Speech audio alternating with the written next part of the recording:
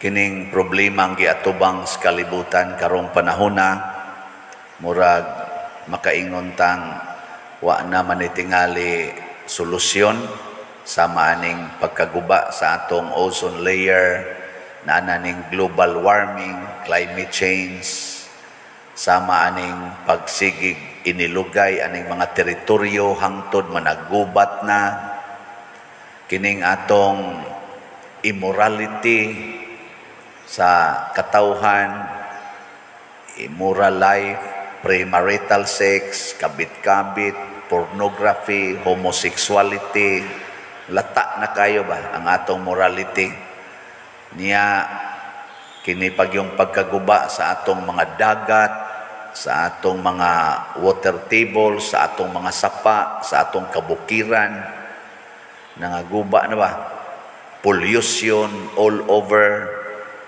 ana masulbad pa kani kining mga sakit, maglain-lain lang, na pandemic, na endemic, lain-lain na sakit, cancer, kanirong cancer kay tungod ani mga chemical sa atong gipangkaon, kining pagkadaot sa atong immune system tungod aning pagkakuwang sa tug kay siging tan-aw anang naang diyang cellphone hangtod kaadlawon di na mga tug, masulbad pa kani tubag ambot lang og tawhanon lang katungod katakos murag di na ni makaya nya unsa may gisulti sa atong unang pagbasa niingon diri, di na masulbad ang inyong mga sakit, dili maalim ang inyong mga samad, ingon man ang inyong mga bunog. Kuha na nas Ginoo, sulti na nadaan. Ngano man, unsa may rason, ingon siya kay dagko kay mog mga sala. Ang inyong sala, dagko kayo. So ang hinungdan nganong nga daot ning tanan atong kinabuhi, daghan kay tag pag-antos, daghan kay tag mga sakit, nagkagubot na ta, ang rason ani tungod sa sala. Okay. Lingian na imong tupad. Pangutan-a. Na kay sala. Pangutan-a ba? Na kay sala. Wasan mo tanaw na ako ang sakristan. Okay. Naagan isala ing na nagdalang ka sa kagubot. Nagda ka sa trahedya. Bitaw, mao gina. Sala man yun. Subaya o. Subaya, nganong naguba ang ozone layer, tungod bang kuno nas mga aso, nganong ni aso magmaayo, dagko kay mga factories, ngano man kwarta, kaning kahakog yung kwarta, minilyon, binilyon na ang kwarta, sige lang yapo, palambo, gusto yung mudato yung kayo, kaning pangambisyon sa pagkadato, wag yun mo sunod sa gisulti ni Jesus. Mao na, kung pananglitan, magsige gitag pakasala ang atong kinabuhi muunlod. Muna si San Pedro diri sa atong unang pagbasa, nakakita siyang Hesus nga naglakaw sa tubig. Ang tubig dagko kay bawd, galisod gani og dagan ang ilang sakayan, pero si Hesus galakaw ra sa ibabaw sa tubig. Pasabot ana ang taong way sala sama ni Hesus, bisag unsay problema di gyud makatandog, lakaw ra sa tubig ibabaw. Si San Pedro or si Pedro pa atong kuana panahon na o pa San Pedro kay kita may ga-declare ani nga San Pedro, ang pagkakita niyang Hesus nga naglakaw sa tubig, ingon siya, kung ikaw gina Lord, ako palakta sa tubig. Ingon si Hesus nga ri lakaw. Lakaw na siya. Pero unsa may gibutang sa tong ebanghelyo, pagkamatikod niya nga kusog ing hangin og bawd, nahadlok siya. Pagkahadlok na niya, naunlod. Pagkaunlod, siyagit siya, Ginoo, tabang ako. Tabang din siya Hesus. Ingon din si Hesus, asa namang imong pagtuo? So kini di ang kahadlok, mao gid ni ang dako kaayo natong problema karon. Inighadlok nato ang sunod ana sala. hapit tanang sala nga atong nabuhat bungas kahadlok. Mao nang mawa ang atong relasyon sa Ginoo basta mahadlok na ta. Ni kahadlok na nato muunlo din atong kinabuhi. Maratol ta ba? Maratol nya makasala dayon. Nya daa dayon ang mga kasakit. Lingi ag usab na imong tupad. Ing na nahadlok ka, na karoy kahadlok. Ay na.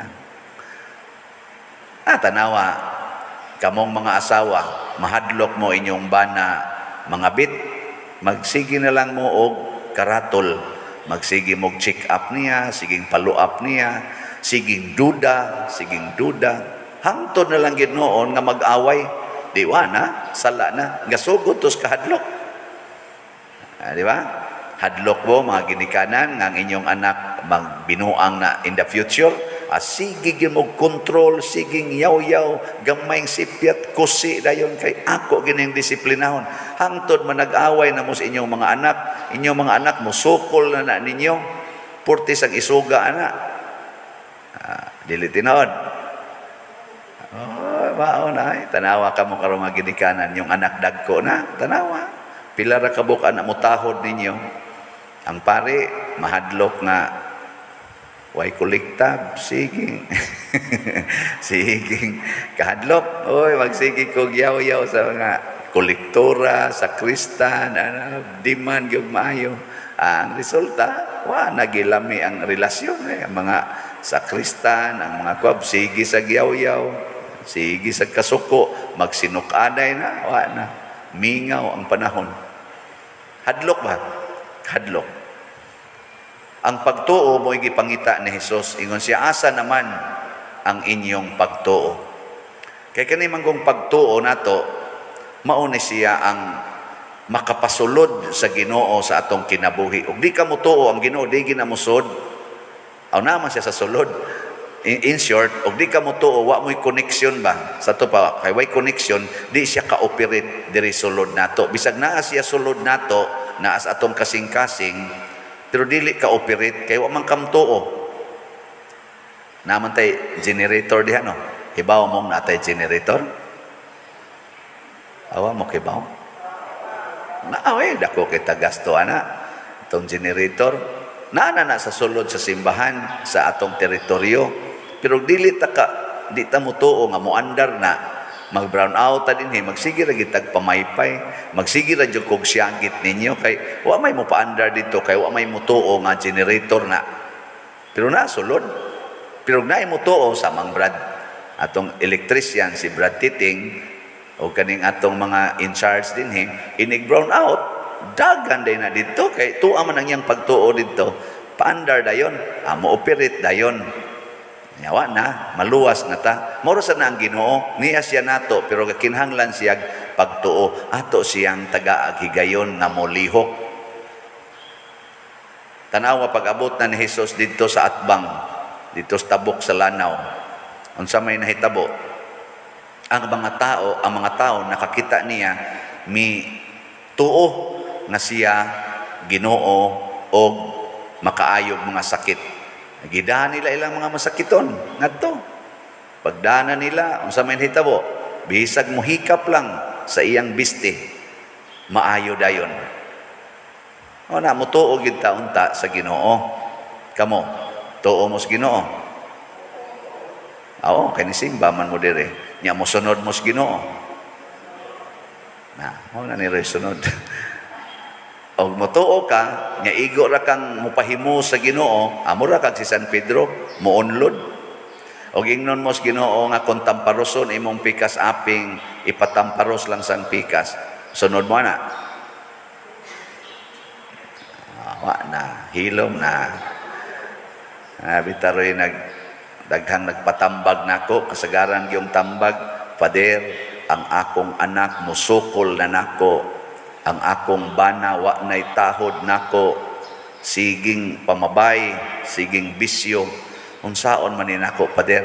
Ang ako dayong unang itambag, dawata lang, hangtod ka mamatay. Ayaw kasuko, ayaw reklamo.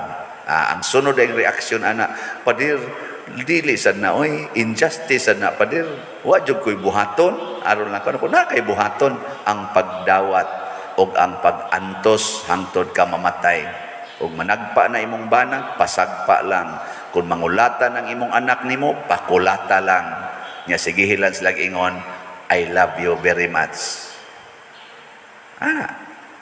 masawan sunod mo ana uy mao ba kung nag-iingon ni Kristo, there is no greater love than to lay down your life for your beloved. Unsa man din ang lay down, magpakamatay ka para sa imong gihigugma. Unsa may makamatay nimo, kulatahon ka, pusilon ka, tigbason ka, samad-samaran ka. Di ba? Patay gyud ka na. Di nakatagaag pagkaon ug masakit ka, di ka patambalan. Patay gyud ka na. Nya unsa mo na? Pagpakamatay lang. Nya sunod mo na dili.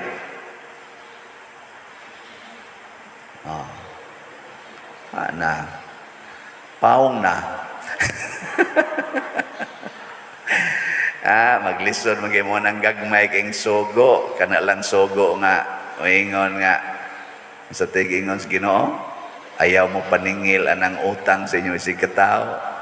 Ayaw na paningla, muram kitag musupa ka na. Ngay, pipila nga nagpatambag nako kaning yung inilugay aning yuta. Nga akong maguwang pa dir sa una pag ginang iyang batasan. Karon pag binahinay namo, tuan na sad niya ang dako kayong porsyon sa among yuta. Ako itaon diri gamay kayo ang nabahin nako. Nako sagdi lang.